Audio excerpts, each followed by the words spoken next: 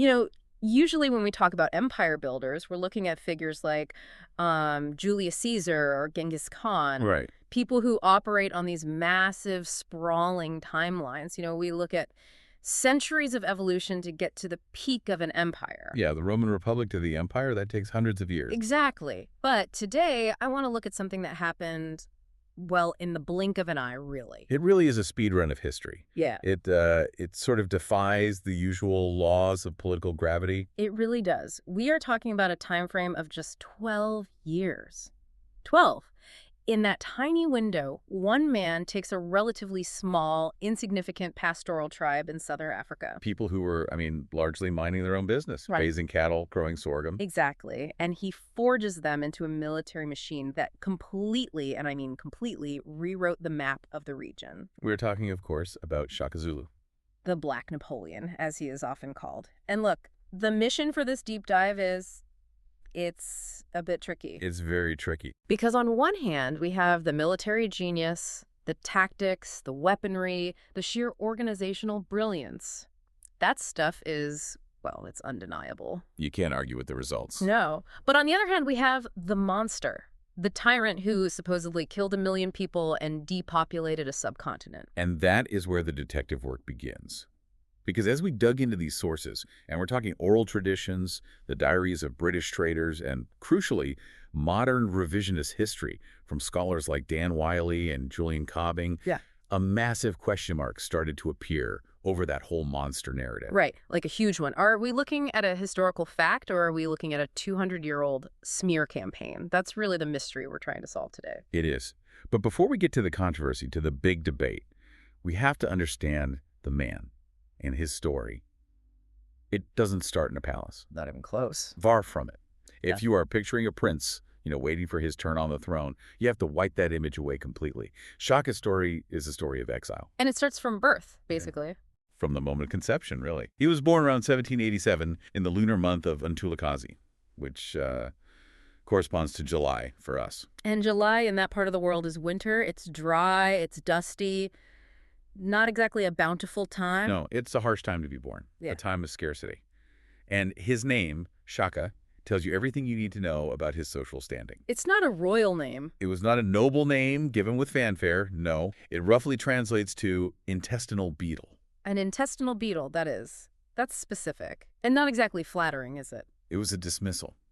His father was the Zulu king, kaSenzangakhona, but Shaka was considered illegitimate.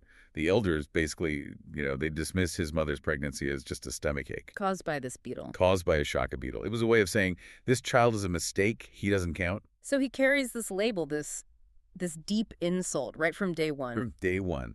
And it defined his entire childhood. He and his mother, Nandi, were outcasts. They were sent away to live with her tribe, the Ilangeni, but even there, Shaka was bullied relentlessly. For everything. For being fatherless, for his appearance, for being the poor relation who had to be fed. The oral histories are full of stories of him being tormented by other boys.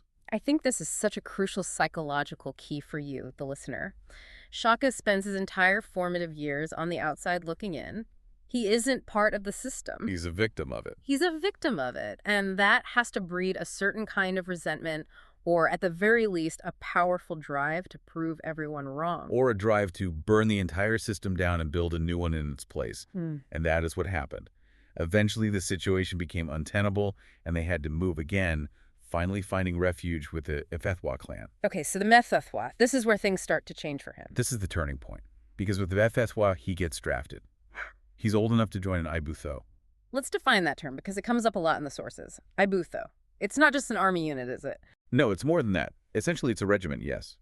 But in Zulu society, it is also an age set. Yeah. You grow up with these guys, you work with them, you go through initiation with them, you fight with them. It's your social cohort for life. A band of brothers, literally. The band of brothers. And this is where Shaka finds his calling. He's no longer the bullied outcast. Here, his aggression, his intensity, his physical strength, they're assets. And he falls under the wing of the Mfecane chief, a man named Dingiswayo. Dingiswayo is the mentor figure here. He's a huge part of the story. The Obi-Wan to Shaka's Anakin, maybe. In a way. That's a good analogy. Yeah. Dingiswayo was a visionary leader in his own right. He saw something in this angry, intense young exile. He realized Shaka had royal blood. He was the son of the Zulu king, after all. Even if that king didn't claim him. Right. But more importantly, he saw that Shaka was a naturally gifted soldier, a brilliant tactician. So Dingiswayo puts him in charge of a regiment. And this is the incubator. This is where Shaka stops being the victim and starts becoming the commander. He hones his skills here. And the timeline moves incredibly fast from here. In 1816, Shaka's father, the king of the Zulu, kaSenzangakhona, he dies. He does. Shaka is nearly 30 at this point. He is trained, he's a respected commander, he's backed by Dingiswayo, and he decides it is time to go home. But he's not going home for a family reunion. No, he's going for the crown. His half-brother, Sigurjana, had taken over, but Shaka marches in with his Mithwal regiment. And it wasn't a war, it was a coup, swift and brutal. Sigurjana is assassinated, and Shaka takes the throne of the Zulu. So 1816, year zero for what would become the Zulu Empire. But paint the picture for us.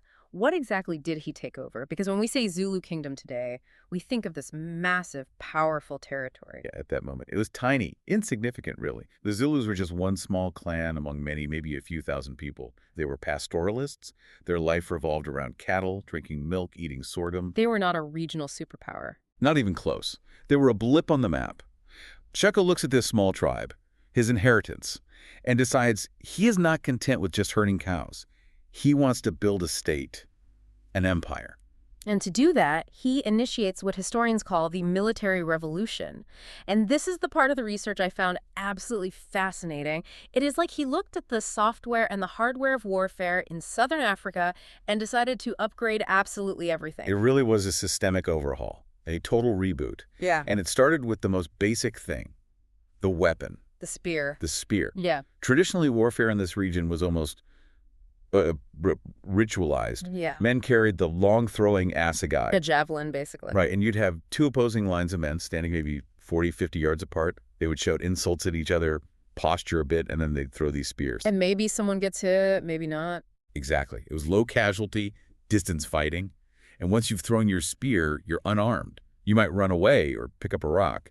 Shaka thought this was ridiculous, absolutely insane. He famously said, "A warrior who throws his spear is a warrior who has lost his weapon." That's a great line. So what's his solution? His solution is the iklwa. The iklwa. It's a heavy, broad-bladed stabbing spear. The handle is short, maybe 2 feet long. You can't throw it. It is useless at range. Its only purpose is for close quarters killing. The name itself is onomatopoeic, isn't it? I read that somewhere. It is. The oral tradition says it's meant to mimic the sucking sound the blade makes when you pull it out of a human body. Iklwa. Wow. That is visceral. But think about the psychological shift that requires. You are telling these men, you don't stand back anymore. You don't throw things. You have to run right up to the guy who wants to kill you, look him in the eye, and stab him. It changed warfare from a skirmish into a slaughter. And he paired this new weapon with a new shield. He made the cowhide shields much larger and heavier. So better defense. Better defense, yes. But he also weaponized it. And here's the technical brilliance. He taught a specific move. A drill. You use the left side of your shield to hook the enemy's shield. Okay, so I am a warrior. I'm facing my enemy. I hook the guy's shield and pull it across his body. Exactly. You hook his shield and pull it hard to your right. What does that do? It exposes his entire left side, his ribs, his heart, under his arm. And that's the opening? That is where you thrust with the iklwa. It was a mechanized, drilled method of killing. Hook, pull, stab, over and over. He drilled his regiments until it was muscle memory. But having a better sword doesn't win a war if you don't have a strategy. And this is where we get the bullhorns. I feel like this is the trademark Shaka move that everyone references. It is. The Izampando Zankomo, the horns of the beast. And it's just a brilliant formation that maximizes encirclement. Can you break it down for us? Of course. So imagine the shape of a bull's head looking down at a map. You have 3 main parts. First, the chest. The chest. These are your battle-hardened veterans, your strongest, most experienced warriors. Their job is to charge the enemy center, hit them hard, and pin them down. They are the anvil. They absorb the main shock of the battle. So the enemy is totally focused on fighting the chest. They can't move, they can't maneuver. Right, they're locked in place. Then, while that's happening, you unleash the horns. The horns. These are the junior regiments, young, fast, full of adrenaline. While the chest is engaging, the horns sprint out wide to the left and right. They flank the enemy and close in behind them, cutting off any escape. Complete of the circle. It's a classic double envelopment. A perfect double envelopment. But Shaka added a third element that often gets overlooked, and this shows his genius for command and control. The loins. The loins. This is the reserve force. Yes, and this is where the discipline comes in. The loins were positioned behind the chest, and they were ordered to sit down with their backs to the battle. Wait, their backs to the fighting. Why would you do that? To keep them calm. In the heat of battle, with the noise and the dust and the blood, it is easy to get sucked in, to panic. Shaka wanted them fresh and cool-headed. They couldn't see the chaos. So you're just waiting for the call. Just waiting. They sat there until the commander saw a gap in the line or a point where the enemy was about to break or if one of the horns was in trouble. And then, boom, they were sent in as a fresh wave to finish the job or plug a gap. It is comparable to the Roman usage of the triarii. It is that level of professional command and tactical depth. You keep mentioning discipline, and there is a famous story, and I want to know if you think this is fact or myth, that Shaka made his warriors discard their sandals. Ah, the sandal myth. He supposedly made them march barefoot over thorns to toughen their feet. Is that real? It is one of the most debated points in the historiography. The story goes that Shaka believed sandals made warriors slow and clumsy. They couldn't feel the ground, so he banned them. And if you complained or if you kept your sandals, You were executed. you were executed. It fits the ruthless genius narrative perfectly, doesn't it? It does. Toughen up or die. Right. But we have to be really careful here. Some of the more critical historians, like John Leband, are very skeptical about the exaggerated claims surrounding this. You will hear these incredible stories that the Zulu army marched 50 miles a day, fought a battle, and marched 50 miles back. Leband calls that ridiculous. Yeah, 50 miles is basically 2 marathons. With weapons and a shield, that's superhuman. It is. A more realistic estimate is maybe 12 to 15 miles a day, maybe 20 on a forced march, which, by the way, is still incredibly fast for an army moving on foot in rough terrain. Still very impressive. Immensely impressive. And whether they were barefoot or not, they were undeniably more mobile than their enemies. And a big part of that speed came from the logistics. He created the UDP. The logistics corps. Yeah. The support staff. Yes. Exactly. Shaka realized that if a warrior is carrying his own sleeping mat, his cooking pot, and 3 days of beef jerky, he is going to be slow and tired. So he drafted boys, sometimes as young as 6 or 7, to be carriers, the UDP. So the warriors carried nothing but their weapons. Nothing but their weapons and shield. They traveled light. The UDP carried all the baggage in the rear. It meant the Zulu army could strike before the enemy even knew they were in the region. Total surprise. So he has the weapon, the formation, the speed, and the logistics. He has built a Ferrari in a world of horse carts. Now he needs a track to race on. And this brings us to the expansion. It does. And every great story needs a great villain. For Shaka, that villain was a man named Zwaid. Zwaid Kingling. He was the heavy hitter in the region when Shaka took over the Zulu. He was the established power, and he made a fatal error. What did he do? He killed Dingiswayo. Shaka's mentor. The man who saved him from exile and gave him his first command. The very same. He captured and executed him. And for Shaka, this wasn't just politics anymore. It was a blood feud. It was personal. And the way Shaka handled this war shows both his tactical brilliance and his capacity for extreme cruelty. Let's talk about the cruelty part first, because it's extreme. I'm looking at the notes on what he did to Zwaid's mother, a woman named Mpambazi. She was the Sangoma, a spiritual healer, and apparently quite powerful. Yes. The sources, and again, we have to remember these are oral traditions written down much later by Europeans, say he captured her. He didn't just execute her. He locked her in a house filled with starving jackals or hyenas. Alive. Alive, to be devoured. Your way. And then after they were done, he had the entire house burned to the ground. It was a message. What was the message? I am not just defeating you. I am erasing you. I am destroying you, body and soul. Chilling. But on the battlefield, he was just as decisive. The Battle of Guacli Hill seems to be the masterclass. It is. It's his defensive masterpiece. Shaka was massively outnumbered by Zwaid's army, but he chose the terrain. He positioned his smaller force on the top of a hill, which limited how many Nwandri could attack him at once. He created a bottleneck. And he used the bullhorns defensively to absorb the Nwandri attacks, wear them down, and inflict huge casualties. He bled them dry on that hill. And that wasn't even the final battle. No, the final blow was the Battle of the Milutus River.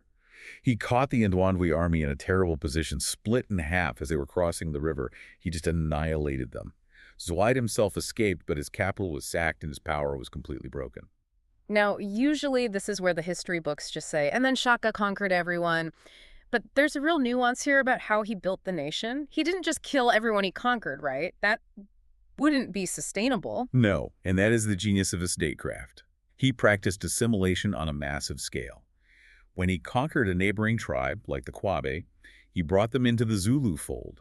The men were incorporated into the Zuluid Butho. The women were married to Zulu men. But he did something really clever with the culture. He reinvented their genealogies. He rewrote their family trees. How do you do that? Essentially, yes. The history was oral, right? So he manipulated the oral traditions. He had his praise singers and storytellers craft new histories that made it seem like the Zulu and the Kawab were actually long-lost brothers, descended from a common ancestor generations ago. So it wasn't a conquest. It was a reunification. Yeah. He convinced them that they weren't being conquered, they were being reunited with their true family. It was brilliant propaganda to build national unity out of all these disparate conquered groups. That is fascinating. We have always been one people, you just forgot. A very powerful message. Extremely. But now we have to pivot. We have built the empire. Now we have to look at the destruction. And this brings us to the most controversial, most debated topic in all of Southern African history. The Mfecane. The Mfecane, or you hear it called the defecane as well. Translate that for us first. It means the crushing or the scattering. And the standard story, the one that was taught in South African schools for decades, the one in all the old textbooks, is that Shaka's expansion was so violent, so genocidal, that it set off a cataclysmic domino effect. Okay, so what does that domino effect look like? The narrative is that entire tribes fled from Shaka in terror. As they fled, they bumped into other tribes, fought them for their land and cattle, which caused them to flee, and so on. This wave of chaos and violence supposedly depopulated the entire interior of South Africa. And the numbers usually cited are just massive. We see claims of 1 to 2 million dead. 1 million dead. 2 million dead. A continent-shifting event. Leaders like Mzilikazi of the Ndebele and Soshangane of the Gaza people fled from Shaka and carved out their own violent path all the way up in modern-day Zimbabwe and Mozambique. Yeah. The narrative is, Shaka was the pebble that started the avalanche. Okay, so that is the story. Shaka the monster, the man who killed 1 million people. But earlier you mentioned a detective story. You said that we might be looking at a lie. Yes. This is where we need to introduce two very important men, Nathaniel Isaacs and Henry Francis Fynn. And who were they? They were British traders, adventurers maybe. They operated in the region during Shaka's reign. And they are our primary written sources for this period. Almost everything we know about Shaka's day-to-day brutality comes from their diaries and memoirs. Okay, so they're the eyewitnesses. Are they reliable witnesses? Well, let's look at the evidence. We found a letter, a literal smoking gun, written by Nathaniel Isaacs to Henry Francis Fynn while Fynn was writing his memoirs. He gives Fynn some friendly advice on how to write about Shaka. He says, and I'm quoting here, "Make Shaka out to be as bloodthirsty as you can. It helps swell out the work and make it interesting." Wait, he put that in writing. Make him a monster because it sells books. It sells books, yes, absolutely. Yeah. Sensationalism sells. But there was a much darker, much more significant motive than just book sales. Which was? Land. Follow the money, of course. Fynn wanted a massive land grant for the British colonial government in the Cape, a huge tract of what is now KwaZulu-Natal. But the British weren't just going to let him seize land that belonged to the Zulu people. There were laws, optics. However, if the land was empty. If Fynn could prove that the land was empty, that it had been depopulated by a savage tyrant before the British got there, then the land was terra nullius, no man's land, and it was up for grabs. Oh my God. So the narrative of the Mfecane, the idea that Shaka killed everyone and left the land empty, was a convenient legal fiction for land grab. That is the core argument of revisionist historians like Julian Cobbing. He calls it the alibi. If Shaka is a monster who emptied the land, then white settlers aren't conquerors. They're heroes bringing civilization to a wasteland. It justifies colonization. It justifies everything that came later. That's mind-blowing. It completely inverts the entire history we've been taught. It does. And Cobbing and others like Dan Wiley, they go further. They argue that the violence and scattering did happen, but it wasn't primarily caused by Shaka.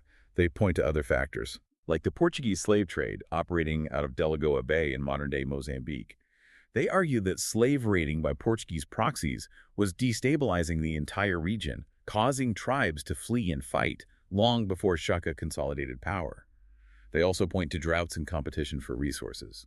So in this version, Shaka wasn't the cause of the chaos, he was a reaction to it. He was building a militarized state as a defense against slave raiders and environmental pressures. That is the theory. Instead of the Black Napoleon destroying his neighbors for sport, maybe he was the shield, building a strong, centralized state to hold back the colonial tide and the slave trade. Wow. Now, to be clear, this is a very heated debate. Most historians today would say the truth is somewhere in the middle. Shaka was undeniably a violent, ruthless warlord. But was he a genocidal maniac who single-handedly killed 1 million people? That figure is almost certainly a fabrication, a thumbsuck, as Dan Wiley calls it, invented by men with a clear motive to lie. It really forces you, as the listener, to question every historical text you have ever read about this era. But okay, even if we strip away the colonial propaganda, Shaka's end was still tragic. And it was violent. Let's talk about the downfall. The beginning of the end was deeply personal. In October of 1827, Shaka's mother, Nandi, died. The woman who raised him in exile, his only true ally, from everything we've read. Yes, the one constant in his life. And when she died, Shaka didn't just grieve. He unraveled. The sources describe a grief that became a national terror. He demanded that the entire Zulu nation suffer as he suffered. What did that look like in practice? He issued a series of edicts that were functionally suicidal for the state. He ordered that no crops could be planted for a year. He ordered that no milk could be consumed, and you have to remember. Milk was their staple protein. He was basically starving his own people to make a point. Exactly. And it got darker. He ordered that any woman found pregnant during the year of mourning should be executed, along with her husband. Because how could you dare to bring new life into the world when Nandi, the mother of the nation, was dead? That is absolute madness. A state can't survive that. No. And there is one detail from the oral history that is just haunting. He ordered thousands of cows to be slaughtered, but their calves were to be left alive, penned up next to their dead mothers. Why? What was the purpose of that? So that the calves would know what it felt like to lose a mother. He wanted their cries of hunger and grief to echo his own. Wow. That is Shakespearean. It's poetic, but it's utterly horrific. It terrified the nation. The sources say people were being executed simply for not looking sad enough. We are talking about maybe 7,000 executions in this period of forced mourning. The structure of the state was collapsing under the weight of his personal grief. Did anyone try to stop him? Did anyone stand up to him? One man did, a guy named Gala. And honestly, Gala deserves his own movie. In the middle of this madness, he stood up to the Shaka, shouted at him essentially, and told him to stop. He said something like, "Nandi is not the first person to die in Zululand. You are destroying your father's house." That is a good way to get an iklwa in the chest. I mean, the courage that would take. You would think so. But Shaka listened. The outburst actually seemed to snap him out of it. He called off the edicts, and he rewarded Gala with a gift of cattle for his bravery. That's incredible. It shows that Shaka wasn't just a mindless beast. He was a human being in deep, deep pain. But politically, the damage was done. He had shown weakness. He had terrorized his own people. The sharks were circling. Sharks being his own family, of course. Of course. His half-brothers, Dingani and Wanagana. They saw that Shaka had lost the support of the people and many of the key chiefs. So in September of 1828, they made their move. And Shaka made it easy for them, didn't he? He did. He sent the main army, the bulk of his loyal regiments, away on a long campaign to the north. A campaign Shaka didn't even go on himself. It left him exposed at the royal kraal. The classic palace coup. The classic palace coup. Along with an Induna, a headman named Mbopa, they cornered Shaka while he was meeting some petitioners. They stabbed him. Repeatedly. And just like that, after 12 years of remaking the world, the empire builder is gone. Gone. His body was dumped into an empty grain pit. They filled it with stones and mud. No royal burial, no tomb, no marker. To this day, the exact location is unknown, just a hole in the ground. It is such a stark, brutal end, but clearly they couldn't bury the legacy, because here we are almost exactly 200 years later, and Shaka is still a global icon. He is. He's this larger-than-life figure. And it's complicated. Physically, the sources say he was tall, dark, muscular, your classic warrior king image. But there's a surprising detail. He might have had a speech impediment. Really? Shaka Zulu. Yeah, some of the European accounts say his tongue was too big for his mouth, creating a lisp or a stutter. And that he joked about being ugly because he had a protruding forehead. It humanizes him, right? The great, terrifying warrior who was maybe a little self-conscious about his looks and how he spoke. It really does, but culturally, he's just monumental. Oh, absolutely. The Zulu praise songs, the Izabongo, they're incredible. They refer to him as the thunderer while sitting. meaning his power was immense even at rest. And my favorite, the bird that preys on other birds. The bird that preys on other birds, that is such a power move of a nickname. Isn't it? And today, you land at King Shaka International Airport in Durban. You can play as him in the Civilization video games. There are constantly new TV series about him, like Shaka Ilembe. He's become the enduring symbol of African martial power and nation building. But the ambiguity remains. You go to KwaZulu-Natal today, and some people revere him as the father of the nation. Others revile him as a tyrant who killed his own people. Both narratives are alive and well. I think that tension is what makes him so endlessly fascinating. You can't put him in a neat box. He's not just a hero or just a villain. No, you can't. But I think the biggest takeaway from this whole deep dive, for me at least, isn't just about Shaka's tactics or his statecraft. It's a warning about history itself. How so? What do you mean? Because for 200 years, the dominant global narrative of this man was written by people who openly admitted to lying. It was written by men who wanted to steal Zulu land. We accepted the monster myth because it was convenient for the colonial project. So we have to constantly ask, are we seeing the real Shaka? Or are we seeing the Shaka that Henry Francis Fynn constructed so he could get a real estate deal? Precisely. It forces us to look to the silences in the archives, to always question the motive of the storyteller.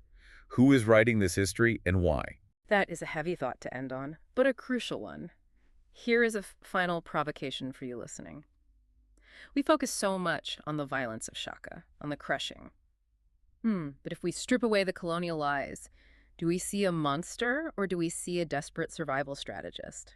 In a world where Portuguese slave ships were anchoring off the coast and British colonial armies were marching up from the Cape, was Shaka's brutal militarization the only reason the Zulu people survived the 19th century as a coherent nation at all? Maybe the monster was actually the shield. Something to think about. Thanks for listening to this deep dive. We will see you next time.